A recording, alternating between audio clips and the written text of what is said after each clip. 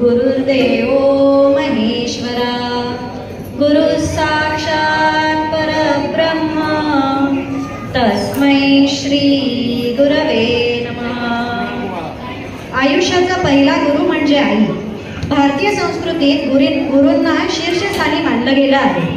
प्रत्येक धार्मिक ग्रंथ गुरु हाच सत्य जाणण्याचा मार्ग आहे असे सांगतो. गुरूंना जीवनात अनन्यसाधारण महत्त्व आहे, कारण एका व्यक्तिमत्वापलीकडे जाऊन गुरु सर्वांची काळजी करत असतात. अशा गुरूंसाठी गुरुचरणांची घडली सेवा हे भजन तुमच्या पुढे सादर करत आहे सोहम भजन.